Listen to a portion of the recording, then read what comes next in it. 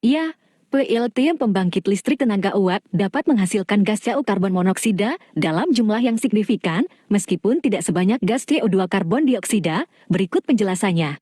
Mengapa PLTU menghasilkan CO? Pembakaran bahan bakar fosil, PLT menggunakan bahan bakar fosil seperti batu bara, minyak, atau gas alam untuk menghasilkan panas. Pembakaran yang tidak sempurna dari bahan bakar ini dapat menghasilkan CO. Kondisi pembakaran, CO terbentuk ketika pembakaran tidak sempurna karena kekurangan oksigen atau suhu yang tidak memadai. Dalam kondisi ideal, karbon dalam bahan bakar akan terbakar sempurna menjadi CO2, tetapi kondisi ini tidak selalu tercapai dalam PLTU.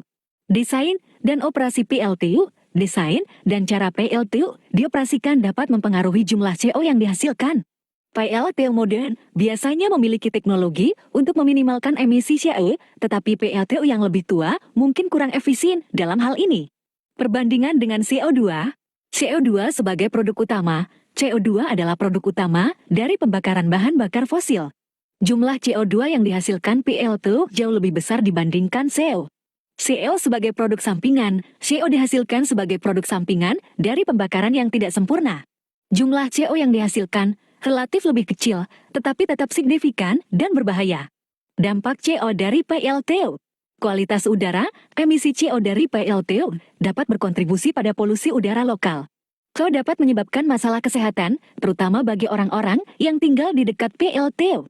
Efek rumah kaca, meskipun CO bukan gas rumah kaca utama seperti CO2, ia dapat mempengaruhi konsentrasi gas rumah kaca lainnya di atmosfer dan berkontribusi pada perubahan iklim secara tidak langsung. Upaya mengurangi emisi CO dari PLTU. Teknologi pembakaran, PLTU modern menggunakan teknologi pembakaran yang lebih efisien untuk mengurangi emisi CO. Ini termasuk penggunaan burner yang dirancang untuk memastikan pembakaran yang lebih sempurna. Pengendalian emisi, beberapa PLTU dilengkapi dengan sistem pengendalian emisi untuk mengurangi jumlah CO yang dilepaskan ke atmosfer. Pemantauan emisi, PLTU secara teratur memantau emisi CO mereka untuk memastikan bahwa mereka mematuhi peraturan lingkungan. Perspektif di Indonesia, khususnya Kalimantan Selatan. PLTU batubara, Kalimantan Selatan memiliki beberapa PLTU yang menggunakan batu bara sebagai bahan bakar utama. PLTU ini berpotensi menghasilkan CO jika tidak dioperasikan dengan benar.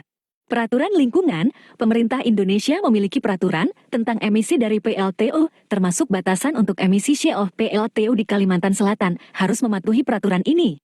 Pengawasan, penting untuk melakukan pengawasan yang ketat terhadap operasi PLTU untuk memastikan bahwa mereka mematuhi standar lingkungan dan meminimalkan emisi CO.